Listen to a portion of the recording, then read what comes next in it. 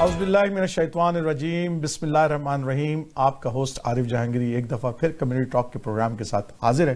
ناظرین، آپ کو جیسے کہ پتہ ہے کہ ہم نے ایک نیا سلسلہ شروع کیا تھا کہ جناب مسلم ممالک میں جمہوریت کا سفر، اور اس سلسلے کی کڑی کے اندر آپ کو پتہ ہے کہ دسمبر کا مہینہ بڑا اہم مہینہ ہے اس حوالے سے، پاکستان کی تاریخ کے حوالے سے، کہ اس کے اندر دو اہم واقعات پیش آئے۔ ایک تو یہ کہ ہمارے قائد اعظم محمد علی جناح صاحب کی یوم ولادت ہے، اور سارا پاکستان جو ہے 25 دسمبر کو ان کا یوم ولادت مناتا ہے۔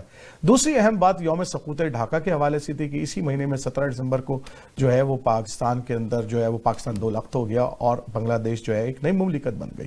تو ناظرین، اسی حوالے سے ہم نے پروگرام کا آغاز کیا، اور پچھلے پروگرام کے اندر ہم نے کوشش کی کہ 1947 سے 1971 کی جو تاریخ ہے پاکستان کی جمہوریت کی، اس کو کسی طریقے سے لے کر آگے بڑھیں، اور ہم نے اس کے کچھ ایونٹس کا تذکرہ، ظاہر بات ہے ہمیں مکمل طور پر تاریخ تو ڈے ٹو ڈے تاریخ تو نہیں بتا سکتے، لیکن ہمارے جو گیسٹ حضرات تھے، جو ہم نے جن حضرات کو مدعو کیا تھا، اور احمد بلال محبوب صاحب نے، انہوں نے کوشش کی کہ جو امپورٹنٹ ایونٹ ہے جس نے پاکستان کی سیاست کے اندر کوئی چینج لے کر آیا ہے، کوئی ٹرننگ پوائنٹ تھا، اس کو ہم نے ڈسکس کیا۔ اور آج ہماری کوشش یہ ہے کہ 1971 سے لے کر 2019 کی سیاست تک، یا جمہوریت کے جو ڈیموکریسی ہے ہماری، وہ کس طریقے سے سفر کر کر یہاں تک پہنچی ہے، ہم اس کا ٹرائی کریں گے کہ اس کو کوشش کریں، اور اگر آج مکمل نہیں کر سکے تو ہم اس کو ڈیفینیٹلی ایک اور قسط کے اندر اس کو مکمل کرنے کی کوشش کریں گے۔ تو ایک دفعہ پھر میرے اسٹوڈیوز کے اندر میں دعوت دیتا ہوں، جناب موجود ہیں ہمارے فیاض ولانا صاحب، معروف جرنلسٹ ہیں، کسی تعارف کے محتاج نہیں ہے، اور عبداللطیف مرزا صاحب موجود ہیں، شہر کی نامی گرامی شخصیت ہیں، اور فوڈ انڈسٹری سے ناوڈیز بہت زیادہ منسلک ہیں،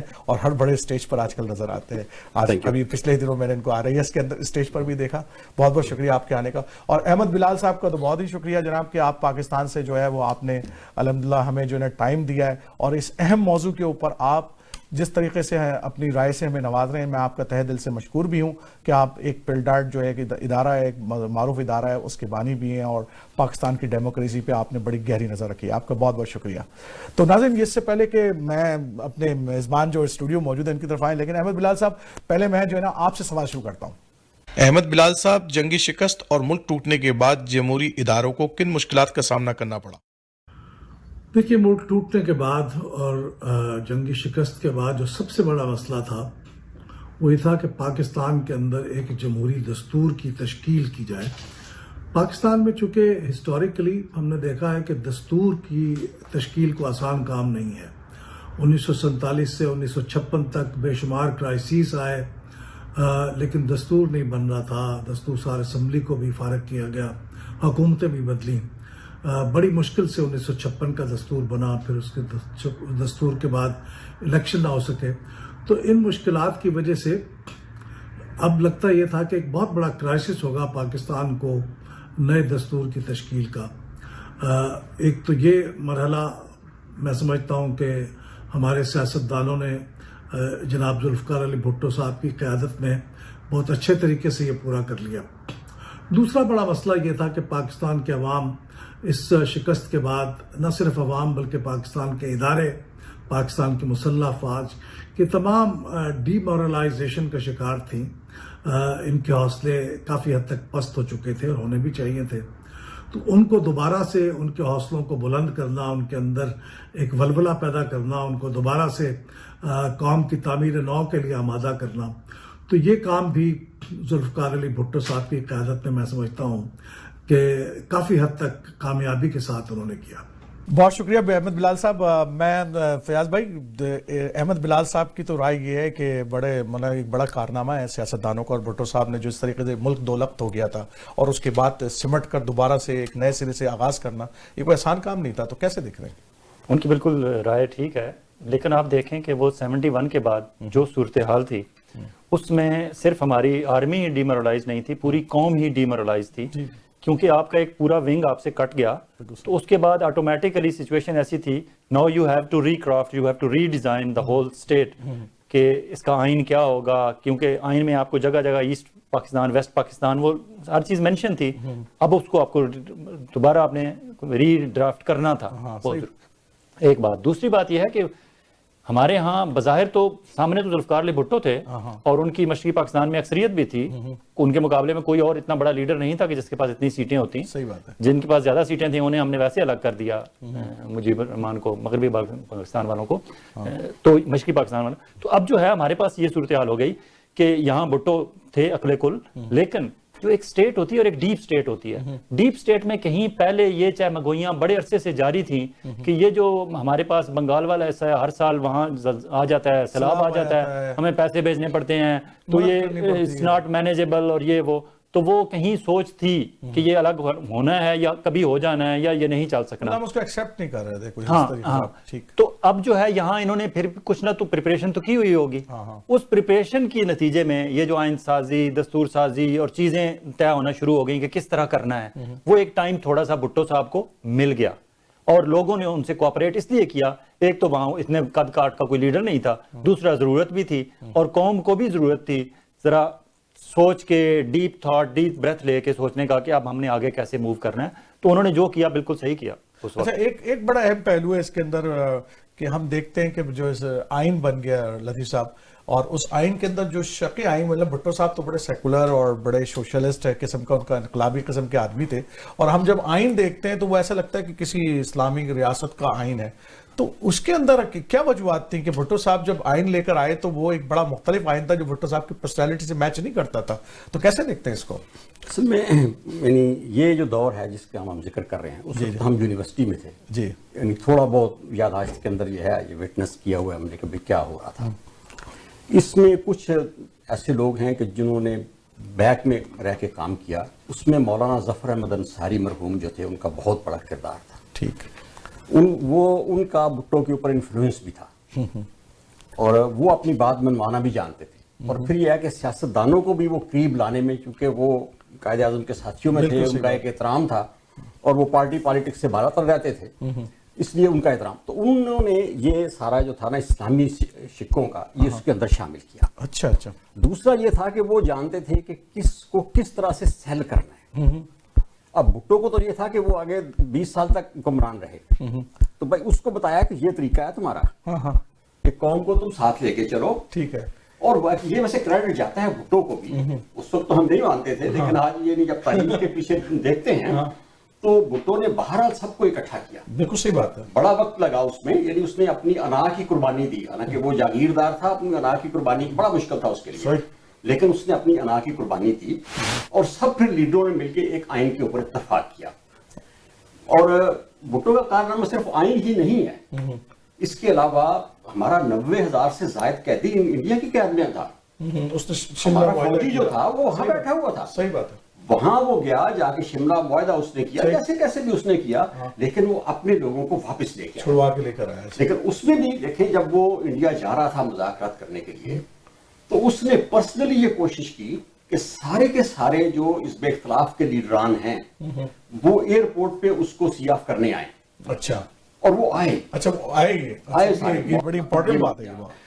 ولی خان، میاں توفیل محمد، ایون یہ ہمارا یونیورسٹی کے اندر جاوید ہاشمی پریزیڈنٹ تھے، ان کو بھی انہوں نے بلایا. ٹھیک. کہ بھائی تاکہ یہ پتا چلے کہ یہ جو بندہ آ رہا ہے انڈیا کے اندر مذاکرات کرنے کے لیے، یہ پوری قوم کا نمائندہ ہے، مینڈیٹ پورا لیتے. تو یہ اس کے اندر ایک تھا کہ بھائی وہ چیزوں کو کس طرح سے اور مینوپلیٹ بھی کر لیتے تھے، اور وہ اس کا اس نے فائدہ اٹھایا. صحیح. تو اس لیے میں اس کو یہ اس کے دور میں جو 2-3 کام ہوئے، اگر آپ اس کو چاہے میں لے لوں یا اگر آپ کے اگلے سوال میں اگلے سوال میں اس کو ہائلائٹ کرتا ہوں. میں ذرا ان کی طرف ایک چیز جو امپورٹنٹ ہے وہ میں آیا تھا فیاض بھائی، اس کے بعد میں احمد بلال صاحب کی طرف جاؤں گا کہ وہ ایک تو یہ کہ جو بات انہوں نے کی، ایک اور جو آئی ختم نبوت کی تحریک چلی اور آپ اس کا ریفلیکشن بھی آپ کے آئین کے اندر نظر آتا ہے.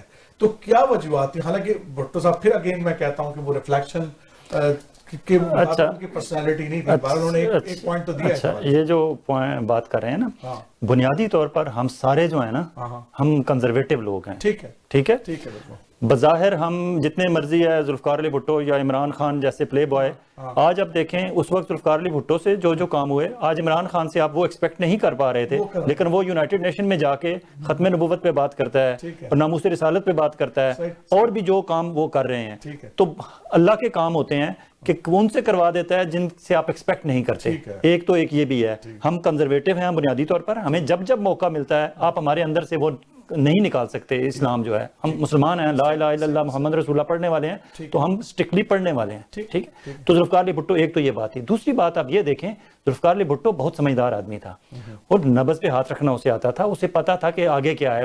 وہ فورسی کر رہے تھے کہ اگر مفتی محمود KPK میں, شاہ احمد نورانی کراچی میں, اور باقی پنجاب میں جو سیالوی اور گولڈوی اور وہ جتنے پیروں کا ایک پورا ایک سلسلہ تھا, اگر یہ سارے لوگ اکٹھے ہو کے بھٹو کے سامنے کھڑے ہو جاتے اور جا کے طریق نظام مصطفیٰ میں 77 میں پھر یہی ہوا, ضیاء الحق نے اسی چیز کو پکڑا ضیاء الحق نے.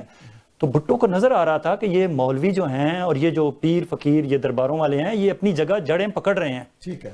انہوں نے وقت سے پہلے انہیں روکنے کے لیے جو شکیں استعمال کی, اور پھر اسلامی جمہوریہ پاکستان, جب نام آپ کا اسلامی جمہوریہ پاکستان ہے, then you need to expect it should be Islamic, it should be democratic, it should be republic. تو وہ چیزیں ہونی تو تھیں, لیکن وہ اپنی سیاسی بقا بھی اس میں شامل تھی. being a conservative Muslim as well as سیاسی بقا, دونوں چیزیں شامل تھیں.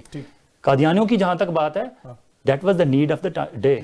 اس وقت, اس سے پہلے آپ کو پتا ہے کہ پاکستان میں چاہے پیر کرم علی شاہ تھے, چاہے دوسرے بزرگان تھے, ان کے بہت مناظرے ہو چکے تھے, چیزیں کھل کے سامنے آ چکی تھیں. اور دوسرا یہ ہے کہ وہ غیر مسلم ہیں. اب غیر مسلم کرسچن بھی ہیں, غیر مسلم سکھ بھی ہیں, غیر مسلم پارسی بھی ہیں, غیر مسلم جو بھی پاکستان میں سارے ہیں. لیکن یہ کیونکہ مسلمانوں کے اندر سے ایک نیا چیز لے کے آئے, ایک نیا مذہب لے کے آئے, اور ناموس رسالت کے یہ منکر تھے, تو وہ ایک ایسی برائی تھی جو ہمارے اندر موجود تھی, پتہ نہیں چلتی تھی. نماز ہماری طرح پڑھ رہے ہیں, روزے ہماری طرح رکھ رہے ہیں, سارا کچھ کر رہے ہیں, تو وہ ضرورت تھی کہ انہیں آئیڈینٹیفائی کیا جائے. اور اس وقت جو ہے آئین میں وہاں اس وقت جتنے علماء حضرات تھے پورا موقع دیا گیا انہیں کہ ڈیفینڈ کریں, اور اپنے جتنے ہمارے علماء تھے سب نے بیٹھ کے فائنلی ایک ڈرافٹ کیا اور اس نتیجے پہ پہنچے. اور وہ قادیانی اپنے آپ کو ڈیفینڈ بھی نہیں کر سکے, وہ پروو نہیں کر سکے کہ ہم مسلم ہیں, تو وہ غیر مسلم ڈکلیئر ہو گئے. وہ اچھا ہوا ٹائم پہ ہو گئے, کیونکہ اگر آگے اس وقت نہ ہوتے تو آج جو کچھ ہو رہا ہے آگے چل کے تو وہ انڈیا والا حال ہوتا ہمارے یہاں. ایک چیز اور بھی تو پرابلم ہے اس کے اندر, ایک چیز دیکھیں, یہ تو ڈیفائن کر دیا کہ وہ غیر مسلم ہے, ٹھیک ہے, یہاں تک کی بات ٹھیک تھی. لیکن جس طریقے سے جو ہم نے مطلب ایک الزام لگتا ہے کہ ان کی مسجدوں کو آگ لگایا گیا, گھروں کو آگ لگایا گیا, یہ سب چیزیں بھی ہوئی. ہاں نہیں, ایک بات جب کہہ دیا گیا ہے کہ ان کی مسجد کو مسجد نہیں کہا جائے گا, عبادت گاہ کہا جائے گا, تو ایک تو ہمیں عبادت گاہ کہنا چاہیے. دوسری بات یہ ہے کہ انہیں غیر مسلم ہم نے تسلیم کیا, غیر پاکستانی نہیں تسلیم کیا.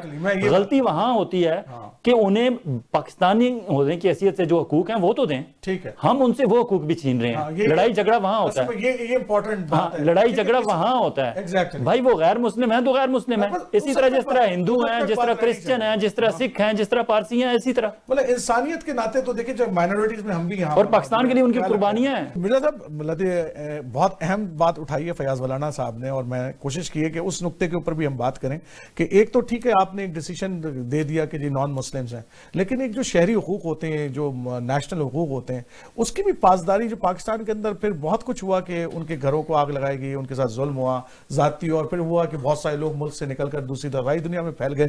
تو اس کو کیسے دیکھ رہے ہیں آپ کہ یہ اس کو کیسے کنٹرول کیا جا سکتا ہے؟ جیسے کہ بھائی نے کہا کہ اس میں تو کوئی شک نہیں کہ وہ نان مسلم ہے, ٹھیک ہے, اس کے اوپر تو کوئی, چاہے اس کو ہمارا آئین کہتا یا نہ کہتا, وہ نان مسلم ہے, ٹھیک ہے, اور وہ اپنے آپ کو ہم سے الگ سمجھتے ہیں, ٹھیک ہے, یعنی وہ ہمیں مسلمان نہیں سمجھتے, ٹھیک ہے, ٹھیک ہے, تو اس لیے وہ تو اس سے الگ, وہ الگ پہلو ہے نا, وہ الگ پہلو. لیکن یہ ہے کہ ان کا بحثیت پاکستانی, ٹھیک ہے, اب 65 کی وار میں 7 یا 8 جرنیل جو تھے جن کو تمغہ جرأت ملا, جی جی, اس میں 4 قادیانی تھے. جی اچھا, جرنیل تھے وہ ہماری فوج کے, وہ لڑے ہوں گے نا, لڑے, ظاہر ہے کہ انہوں نے قیادت کی, انہوں نے کمانڈ کی وہاں پہ, انہوں نے, اور وہ ہماری فوج کے اندر تھے, یعنی وہ پاکستانی تھے. ٹھیک, لیکن ہوا یہ کہ جب ہمارا یہ معاملہ سارا مذہبی قوتوں کے ہاتھ میں چلا گیا تو پھر وہ بیلنس نہیں رہ سکا. ٹھیک, کہ بھائی ان کو پاکستانی تو ہم تسلیم کر لیتے, لیکن اس میں کہ بھائی یہ سازشیں کرتے ہیں, فلاں کرتے ہیں, وہ کرتے ہیں. اب جب یہ ان کو ڈکلیئر کیا گیا تو اس کے بعد پھر شروع ہو گیا کہ یہ جو سول سروس کے اندر بیٹھے ہوئے ہیں قادیانی, یہ جو فوج کے اندر بیٹھے ہوئے ہیں, دیکھیں ہمارا جو میرا خیال ہے 15-20 سال تک تو ہمارے نوٹ کے اوپر محمد احمد کے سگنیچر تھے جو اس کا بیٹا تھا. صحیح بات ہے, غلام اس کا بیٹا تھا وہ, صحیح بات ہے, تو ہمارے یعنی کرنسی نوٹ کے اوپر اس کا سائن ہوتا تھا. ٹھیک ہے, تو یہ ساری چیزیں تو تھی اپنی جگہ کے اوپر, لیکن یہ ہوا کہ ہم نے اس کو بیلنس نہیں رکھ پائے. ٹھیک, اور اس میں ہوا یہ کہ ہمیں تو پتہ نہیں کیا فائدہ ہوا اس کا, لیکن جو قادیانی ہیں ان کو یہ فائدہ ہوا کہ وہ ملک سے باہر جا کے ان کو پوری آزادی مل گئی, کہ ان کو پورا ایک ایسا ماحول مل گیا جس میں گرو کر رہے ہیں, وہ آپ کو مظلوم بنانے کا, اس میں انہوں نے گرو کرنا شروع کر دیا. ٹھیک ہے, دیکھیں باقی یہ بھٹو صاحب کے ریفرنس سے بات ہو رہی تھی, اتفاق سے یعنی جس دن یہ بحث ہو رہی تھی اور مرزا اس کا جو اپنا مرزا منصور احمد جو تھا اس وقت کا, اس کو اسمبلی کے اندر بلایا ہوا تھا پارلیمنٹ کے اندر, تو میں گیلری کے اندر موجود تھا. اچھا. تو اس میں ہمارے کسی ممبر نے, صفی اللہ صاحب تھے وہاں سے دیر سے, ایک وقت ممبر تھے اسمبلی کے, جماعت اسلامی کے ہوں گے, تو انہوں نے پوچھا ان سے سوال یہ اپنے اس سے مسرور سے کہ بھائی کیا تم یہ جو بھٹو کا باپ جو ہے سرشاہ نواز خان بھٹو, یہ اس کو نبی نہیں مانتا آپ کے نبی کو, تو کیا یہ مسلمان ہے؟ اس نے کہا نہیں. اچھا, انہوں نے کہا یہ بات, وہ اس نے کہا نہیں. اچھا. تو اس میں یعنی یہ مائک کے اوپر ہی آیا, بھٹو نے کہا ہیل ود اٹ, ٹھیک ہے, فنش اٹ. تو وہ اس وقت ہم نے سمجھا کہ اب یہ فیصلہ جو ہے ہو گیا, یہ ہو گیا ہے, وہ ایک سٹرائک اس کو کر دیا اس نے. ٹھیک ہے. لیکن بہرحال یہ ہماری تاریخ کا ایک بہت بڑا فیصلہ ہے, اس کے پازیٹیو اثرات بھی ہوئے, اس کے نیگیٹو اثرات بھی ہوئے, اور اس کو پازیٹیو اور اثرات لینے کے لیے بہت ساری محنت کی ضرورت ہے. ٹھیک ہے. جو ہماری جو اس وقت کی لیڈرشپ ہے, اسپیشلی ریلیجس لیڈرشپ, یہ اس کی ذمہ داری ہے کہ وہ آگے بڑھے اور اس کو صحیح طریقے سے ہینڈل کرے. اس کو آگے بڑھ جاتے ہیں. ایک اور بڑا نقطہ اہم ہے اصل میں, فیاض بھائی آپ کی طرف ہی آتا ہوں اس سے پہلے کہ میں صاحب کی طرف جاؤں, کہ ایک اور چیز تھی جو بھٹو صاحب آئے تو انہوں نے ڈی انڈسٹریلائزیشن کو نیشنلائز کیا, اسکولوں کو نیشنلائز کیا, اور کوشش کی کہ, لیکن وہ جاگیرداروں پہ ہاتھ نہیں ڈال سکے. سرمایہ داروں پہ تو ہاتھ ڈال دیا انہوں نے, لیکن جاگیرداروں پہ ہاتھ نہیں ڈال سکے وہ. اچھا, جب کوئی پرائم منسٹر, چاہے ذوالفقار علی بھٹو ہو, چاہے نواز شریف ہو, چاہے عمران خان ہو, ہم ہر وقت نازک دور پہ ہوتے ہیں, نازک دور, اور جب بھی وہ کرسی سنبھالتا ہے تو اس کے سامنے بڑی پروپوزل, ڈفرینٹ اے بی سی ڈی پلان آتے ہیں, تو اس نے کسی ایک آدھ پلان کو تو چوز کرنا ہوتا ہے. ایگزیکٹلی. اس وقت بھٹو صاحب نے اور ان کو پلان دینے والوں نے, انہوں نے یہ سمجھا کہ شاید یہ اس طرح کر لیں گے تو چیزیں بہتر ہو جائیں گی. ٹھیک ہے. وقتی طور پر بہتر آپ کو فیل بھی ہوئی, بعد میں ہماری وہ کنسسٹنسی نہیں رہی, ہم چیزوں کو اس طرح نہیں اٹھا سکے, کیونکہ ہوتا یہ ہے اکثر یہی کہ جس کا برین چائلڈ ہوتا ہے, اگر وہ کوئی اور کسی دوسرے بندے کے ہتھے چڑھ جائے تو وہ برین چائلڈ کو چلانے کی کوشش کرتا ہے, لیکن اس برین چائلڈ جس بندے کو ہوتا ہے اسے پتا ہوتا ہے کہ میں نے اسے 2 سال بعد کہاں لے کے جانا ہے, 4 سال بعد کہاں لے کے جانا ہے, اور 6 سال بعد اسے کہاں لے کے جانا ہے. اب پیچھے سے وہ بندہ ہٹ گیا جس کا آئیڈیا تھا, آگے دوسروں کے ہتھے چڑھ گیا, انہوں نے پھر وہی اشر کرنا تھا جو آج سٹیل مل کا ہو گیا. وہ کنٹینیوٹی نہیں رہی اس چیز میں. اس وقت شاید بھٹو صاحب نے اور ان کی ٹیم نے وہ ضروری سمجھا تھا, انہوں نے کیا. چلیں میں آتا ہوں آپ کے پاس اس کے بعد, لیکن احمد بلال صاحب سے ایک بڑا اہم سوال مجھے پوچھنا ہے. احمد بلال صاحب, اسلامی نظریاتی کونسل کا کیا کردار تھا 1973 کے آئین بنانے کے دوران؟ دیکھیے, اسلامی نظریاتی کونسل تو بہرحال دستور 1973 کے دستور کی روشنی میں تشکیل پائی نا, تو اسلامی نظریاتی کونسل کی طرف سے کوئی سفارشات نہیں تھیں جس کی بنیاد پہ دستور بنا. یہ سفارشات تو ملک کے معاملات کو چلانے کے لیے گاہے بگاہے ان کی طرف سے موصول ہوتی ہیں, اور یہ ہمارا ایک دستوری ادارہ ہے. اس کی اہمیت یہ ہے کہ پاکستان کے اندر چونکہ اسلام کا اور اسلامی تشخص کا ایک بہت اہمیت رہی ہے, اور ہمارے عوام جذباتی طور پہ اس چیز سے بہت وابستہ ہیں, تو اس لیے ہمارے دستور کو اسلامی تشخص دینے کے لیے اسلامی نظریاتی کونسل کا ایک بہت اہم رول ہے, اور ان کی سفارشات جو ہے وہ پاکستان کے قوانین کو اور پاکستان کی مختلف ایکٹیویٹیز کو اسلام کے دائرے میں رکھنے کے لیے بہت اہم ہے. تو لطیف مرزا صاحب, آپ کی طرف آتے ہیں. محبوب صاحب کا سوال تو آپ نے سن لیا, احمد بلال صاحب کا, کہ انہوں نے جناب بڑی اہم اسلامی نظریاتی کونسل ظاہر بات ہے اس کا بڑا اہم کردار ہے پاکستان کی سیاست کے اندر اور پاکستان کی آئین سازی کے اندر بھی. تو ایک تو یہ سوال, اور دوسرا جو ہماری کنٹینویشن تھی وہاں پر گفتگو, سرمایہ داران کو تو ہم ہمیشہ اٹیک کرتے ہیں, لیکن جاگیرداروں پہ ہاتھ نہیں ڈالا جا سکتا, اور کوئی بھی یہ آپ اس دوسرے سوال پہ میں بعد میں آؤں گا. یعنی پہلا میں اس کو آپ کا اسلامی نظریاتی کونسل والا لے لوں. جیسے کہ بلال صاحب نے کہا, اسلامی نظریاتی کونسل تو 1973 کے آئین کی پیداوار ہے. ٹھیک ہے, اس سے پہلے تو یہ نہیں تھی. ٹھیک, اس لیے اس کا کوئی رول اس کے اندر نہیں ہے. ٹھیک, اور یہ آئینی ادارہ ہے. لیکن بدقسمتی یہ ہے کہ اس کی جتنی بھی سفارشات ہیں کبھی اس کے اوپر عمل درآمد نہیں ہوا. اچھا یہ ہمارے آئین کے اندر لکھا ہوا ہے کہ ہر سال اسلامی نظریاتی کونسل کی رپورٹ اسمبلی کے اندر پیش کی جائے پارلیمنٹ کے اندر اور اس کے اوپر بحث ہوگی. ٹھیک ہے. میرا نہیں خیال کہ ہم نے کبھی سنا ہو کہ اسلامی نظریاتی کونسل کی وہ رپورٹ جو ہے وہاں پیش ہوئی ہے, کبھی پیش نہیں ہوئی. ضیاء الحق کے زمانے میں کچھ ایکٹیو نظر آتا ہے اس وقت تھا کچھ, لیکن اس کے بعد یہ ہے کہ یہ جو کافی عرصہ تک تو یہ رہا کہ اس کے جو ممبر اور اس کے جو چیئرمین تھے وہ سیاسی بنیادوں پہ ہوتے تھے. ٹھیک ہے. کہ لوگوں کو نوازنے کے لیے, تو اس لیے اس کا کوئی رول وہ باقی نہیں رہا تھا. اور انہوں نے بھی ایسے معاملات کے اوپر ڈسکشن شروع کر دی کہ جس کا عام زندگی کے ساتھ کوئی تعلق نہیں تھا. ٹھیک ہے. تو اس لیے میں نہیں سمجھتا کہ اسلامک نظریاتی کونسل کا کوئی رول ہمارے پازیٹیو رول رہا ہے ہمارے معاشرے کے آنورڈ اس کے بعد یا اس کے بننے کے بعد. ٹھیک ہے. اس کا بننا بہت اچھا ہے, ایسا ایک ادارہ ہونا چاہیے, لیکن وہ ادارہ افیکٹو نہیں ہو سکا. اس کا کیا قصور تھا, کس نے یہ کیا, یہ الگ بحث ہے نا, یہ ایک الگ بحث ہے.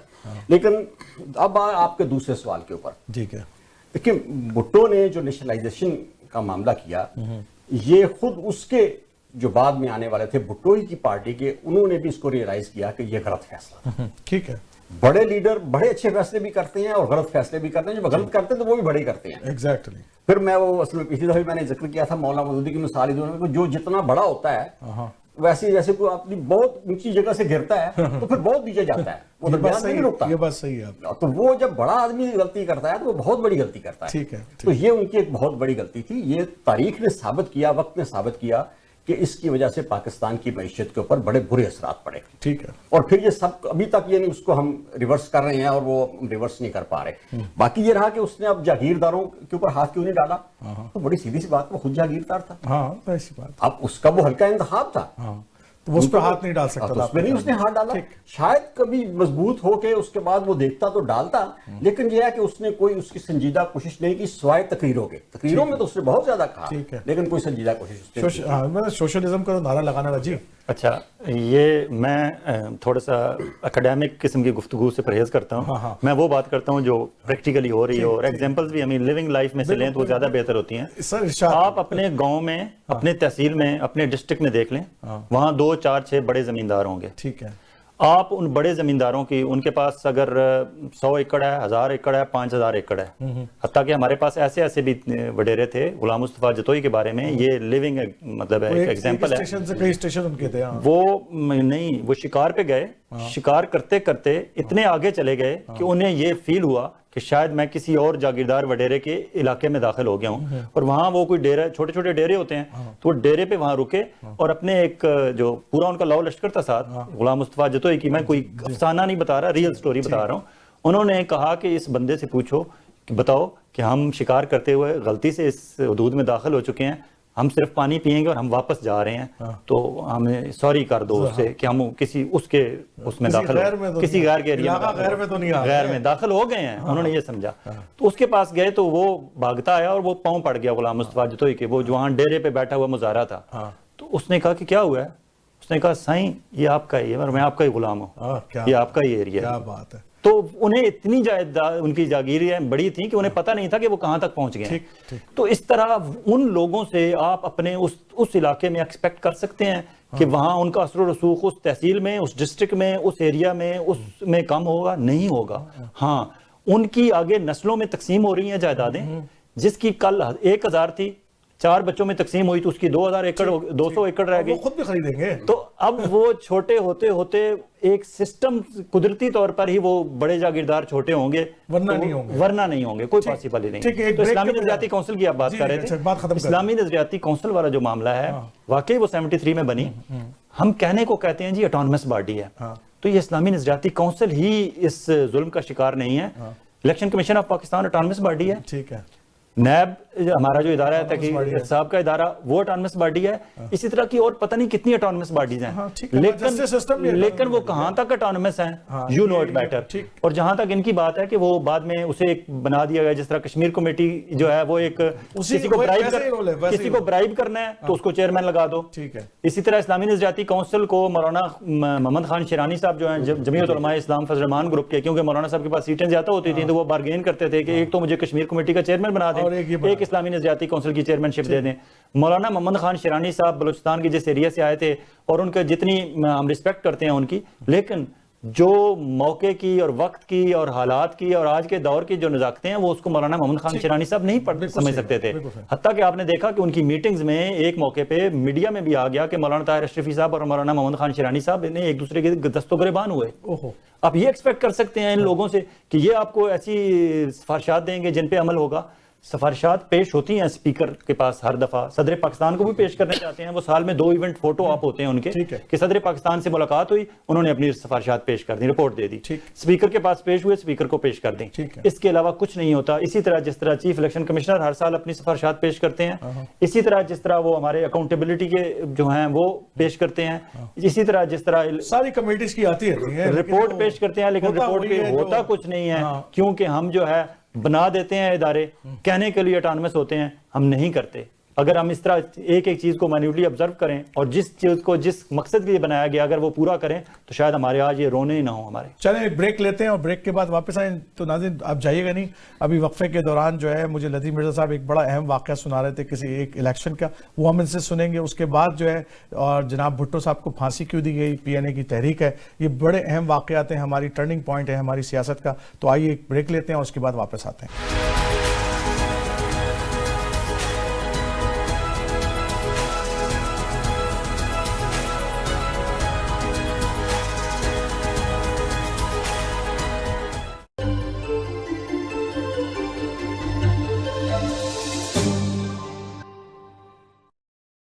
Jahangiri at Zauq Restaurant Kitchen, where Peel Chapter President Masroor Sheikh and community leader Abdul Qayyum Mufti came out with the volunteers in this cold weather to feed the unfortunate people living in those shelter homes. From the last 3 years, they are providing the food for the shelter homes Christmas Day. This year, they have a plan to reach out to 5 shelter homes in Brampton and Mississauga. When we asked Abdul Wadud why he chose Christmas Day, he said, "You can help us on Christmas Day. It will be highly appreciated." I said, "Why Christmas Day?" She said, "Christmas Day, everybody is busy in celebration, and these people in shelter, they cannot celebrate, as other people are celebrating." Masroor Sheikh and Abdul Qayyum Mufti also spoke and explained why they are organizing this event through ICNOR. But actually the charity starts from home, so we are helping our own brothers and sisters in our locality. So we are going to send about 800 boxes of this food today, that we are going to feed about 800 people today in Mississauga and also in Brampton. So Arif Jahangiri, Toronto 360 TV, reporting from Feed the Hunger Project of ICNA Relief. Are you looking to buy or sell a business? Searching for a franchise or looking for a hotel, motel, strip plaza, or gas station to buy? Our certified professional team and certified franchise consultant are ready to help you, who represent more than 400 branches in North America. Call us today at 416-300-5600 or text us your email and contact details on this number and our team will contact you. 416-300-5600. الصلاة خير من مسجد نور الحرم ایک شاندار روحانی تعمیراتی منصوبہ. ماشاءاللہ world Islamic mission Canada خوشی سے اعلان کرتے ہیں کہ مسجد نور الحرم کی تعمیر کا کام شروع ہو گیا ہے. اس پروجیکٹ کا ڈیزائن اور تفصیلات آپ یوٹیوب پر مسجد نور الحرم اوکویل ٹائپ کر کے دیکھ بھی سکتے ہیں. اس شاندار روحانی مرکز کی تعمیر میں مالی تعاون کر کے اس کی تکمیل میں حصے دار بنیے. ڈونیشنز کے لیے کال کریں 905-257-1342 یا WIMCanada.com پہ لاگ ان ہوں. Hello, parents. Receive up to $7,200 government grants and $2,000 Canada Learning Bond in your child education savings plan. Power of grants with tax-sheltered growth. A smart and proven way to invest in your child's future. 31st December, last date to get this year's grants. Call Mohammed Ershad, 647-853-3030. 647-853-3030. Helping families for the last 10 years.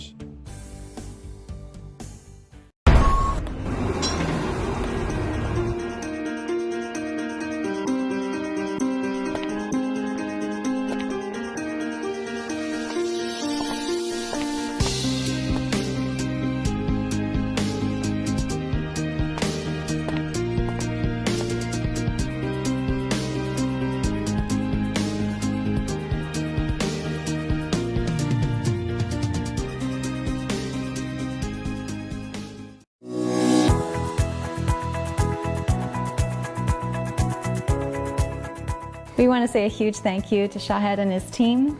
Yeah, they were awesome. Not only did they help us find our new home, they helped us to sell this one quickly and actually without any hassles at all. Extremely knowledgeable about the market, about the entire process altogether. Yeah, and the staging they brought in was amazing. It looked like this house was out of a magazine, and we know that that helped sell the house even quicker.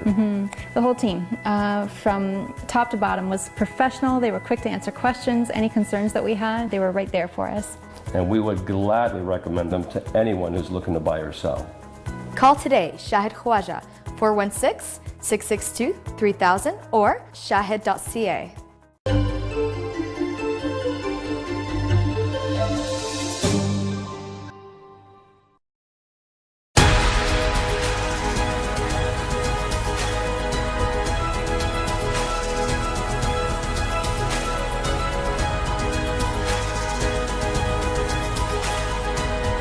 तो नाज़रीन welcome back again to the programme. और आप जमहूरियत का सफ़र पाकिस्तान के हवाले से देख रहे हैं, आज पार्ट 2 है और उम्मीद है कि आपको ये प्रोग्राम भी पसंद आएगा। एक तारीख की तसलसल है, हम गुफ्तगू कर रहे हैं, कोशिश कर रहे हैं कि तारीख के हर इवेंट्स को जो कि टर्निंग पॉइंट साबित हुआ है पाकिस्तान के अंदर, उसके ऊपर गुफ्तगू करें।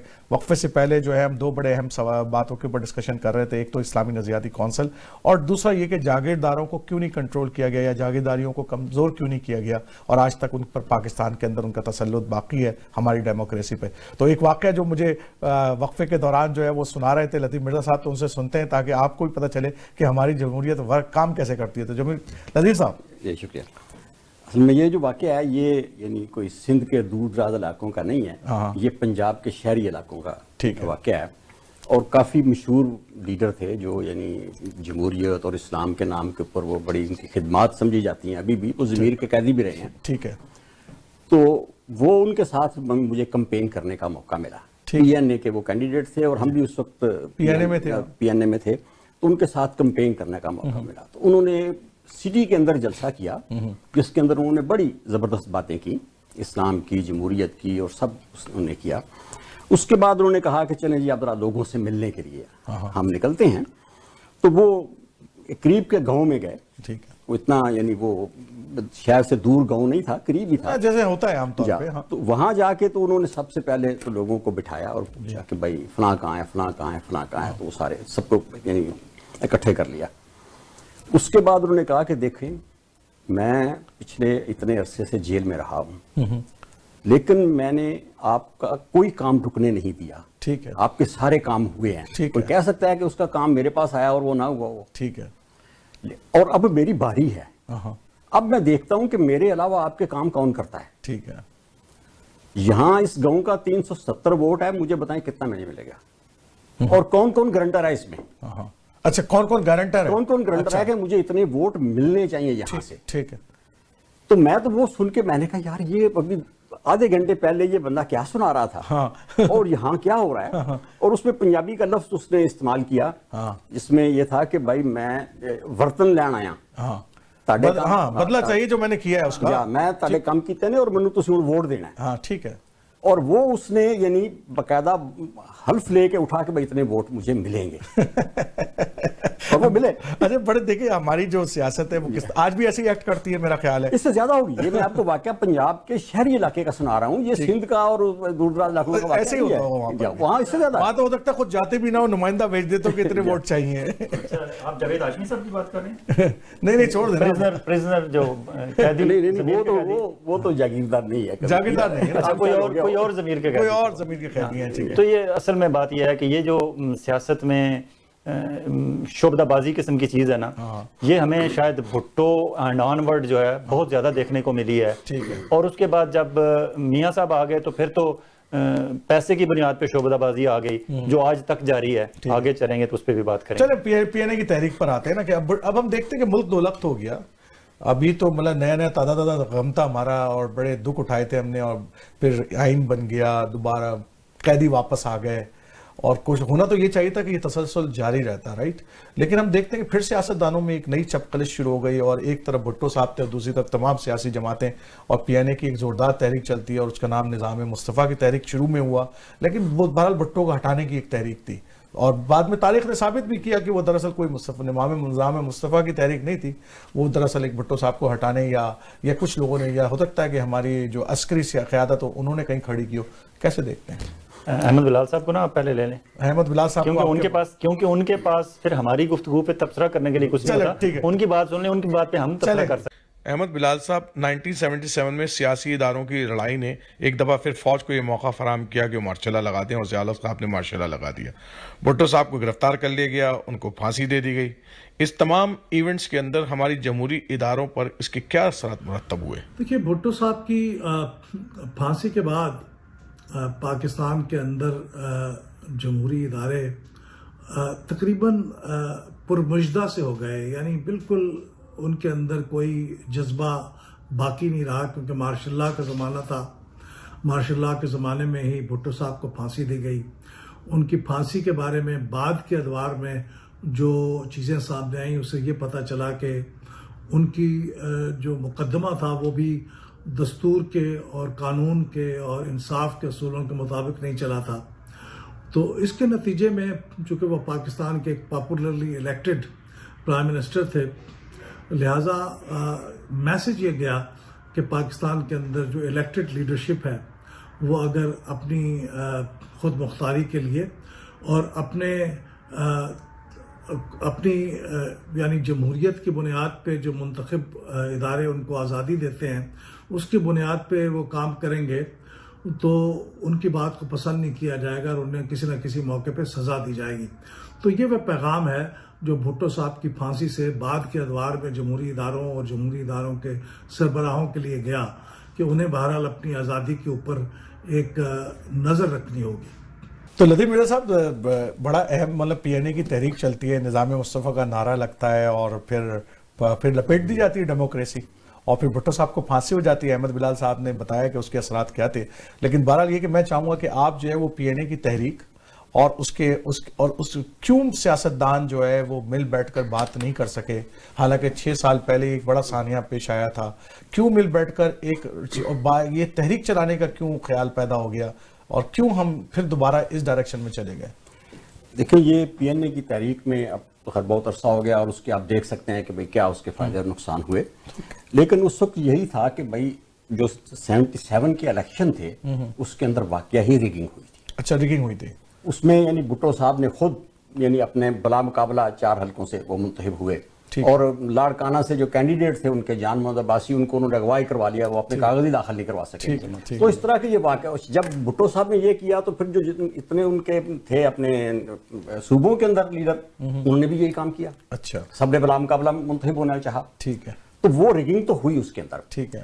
اس میں ظاہر ہے کہ پھر ریئیکشن تھا کہ وہ لوگ کہ جو سامنے دیکھ رہے تھے کہ لوگ ہمارے ساتھ ہیں وہ ہار گئے الیکشن، تو اس کا ایک اب اس تحریک سے کس نے کیا فائدہ اٹھایا یہ ایک الگ کہانی ہے. ٹھیک ہے. لیکن میں آپ کو یہ عرض کرنا چاہتا ہوں کہ دیکھیں، بھٹو وہ آدمی تھا کہ جس نے اس فوج کو کہ جو شکست خوردہ فوج تھی اس کے 90,000 قیدی لایا، اس کا مورال بلند کیا، اسلامی کانفرنس کر کے ان لوگوں کو ذرا تھوڑا سا یعنی پاکستان کے بارے میں امیج جو ہے وہ اس نے بڑھایا، بوسٹ کیا اس نے. اور وہ فوج کے جو بالکل شکست خوردہ تھی اس میں ذرا تھوڑی سی جب جان پیدا ہوئی تو انہوں نے بھٹو کا تختہ الٹ دیا دوبارہ سے. یعنی یہ ہماری تاریخ ہے کہ جو ہی یعنی میں سمجھتا ہوں کسی اور کا اگر تختہ الٹتے تو کوئی اور بات ہوتی، لیکن یہ تو وہ شخص تھا کہ جو فوج کا موسم تھا. صحیح بات ہے. اس کا تختہ الٹ دیا. اب یہ وہ اس میں دیکھیں، آپ یہ کہتے ہیں کہ سیاستدان بات نہیں کر سکے، وہ مذاکرات تو ہو رہے تھے. ٹھیک ہے.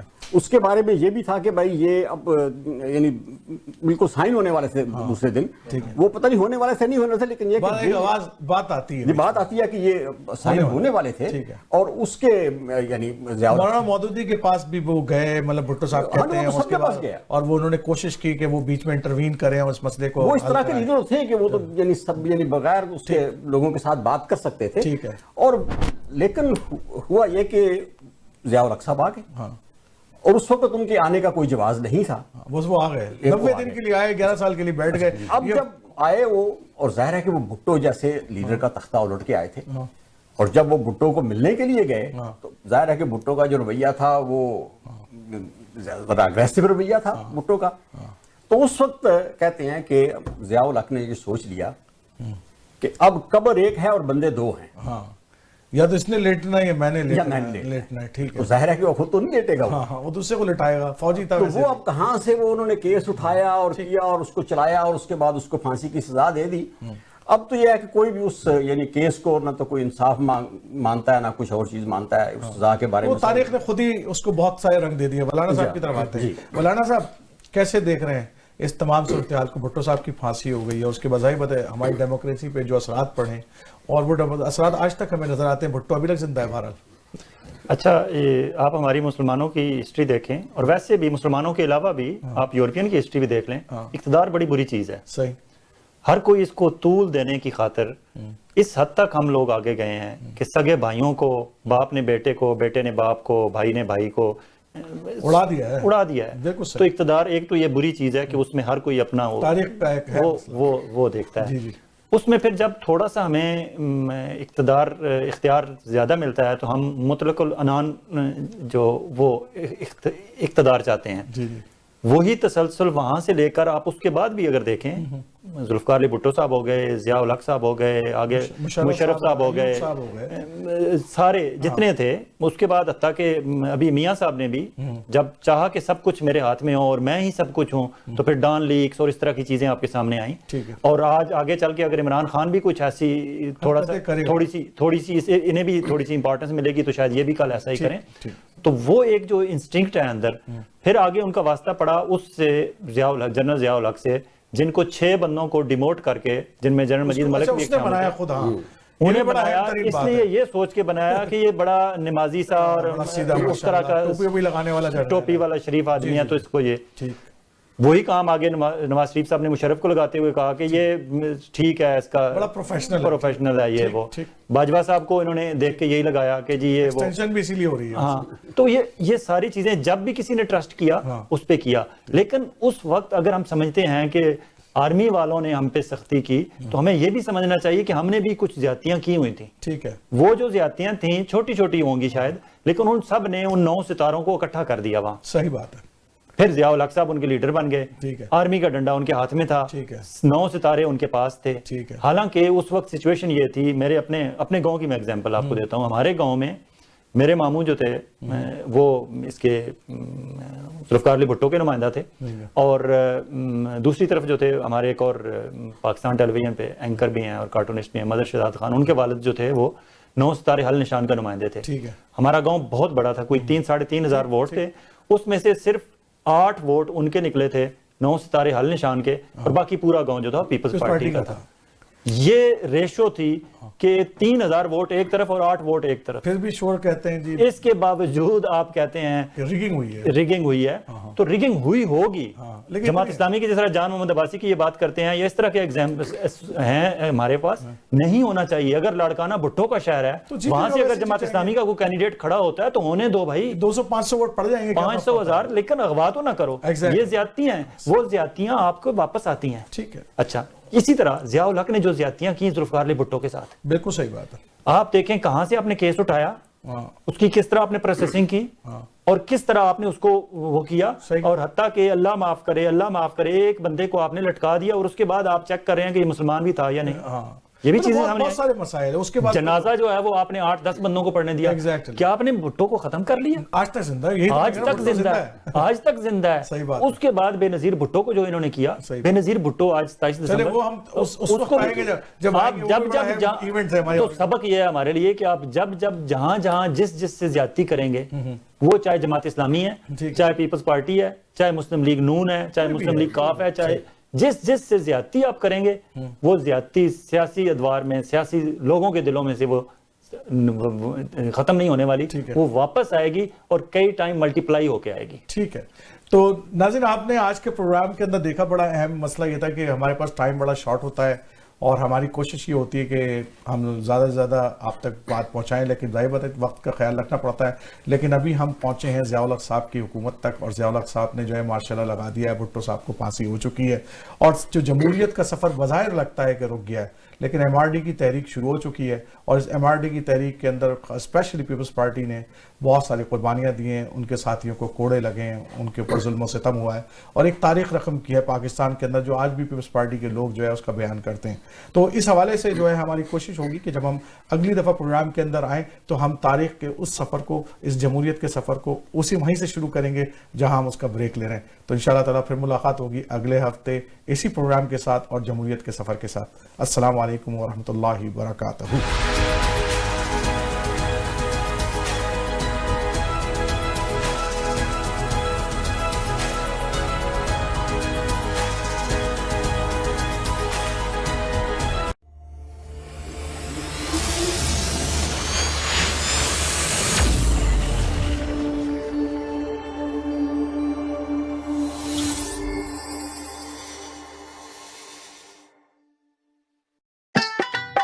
ہمارا ماننا ہے کہ کھانوں سے صرف صحت ہی نہیں رشتے بھی بنتے ہیں. محسوس کیجئے دیسی کھانوں کی تازہ مہک. Village Taste, the true traditional Pakistani cuisine, جہاں نہ صرف پاکستانی روایتی کڑھائی اور weekend breakfast and dinner buffet ہوتا ہے بلکہ ولیج کا ماحول بھی ہے. تجربہ کار پاکستانی شیف کی بنائی ہوئی اسپیشل کڑھائی اور barbecue.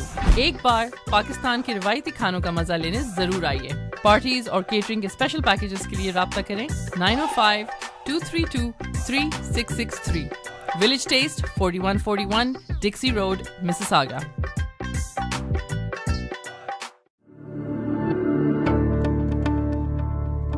Hello, I'm Zizi Farhan from Cityscape Real Estate. I love to help people in buying or selling their property. I've been helping buyers and sellers for a fair bit of time now. Before becoming a realtor, I was in insurance and risk management since 2005.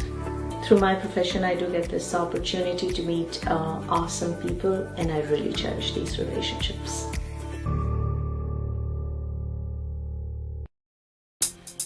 For the first 5 years, we got kicked out of every record company we applied to, but quitting was never an option.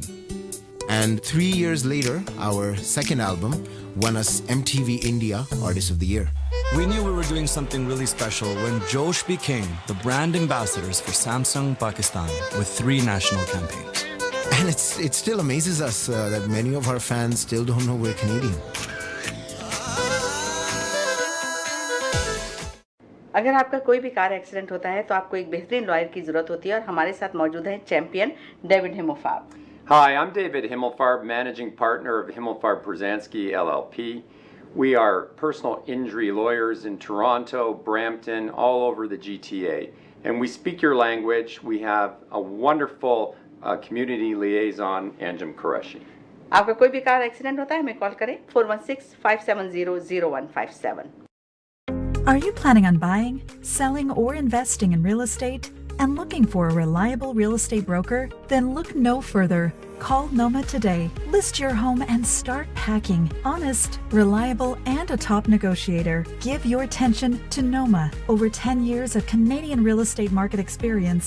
Invest in new construction projects with day one price.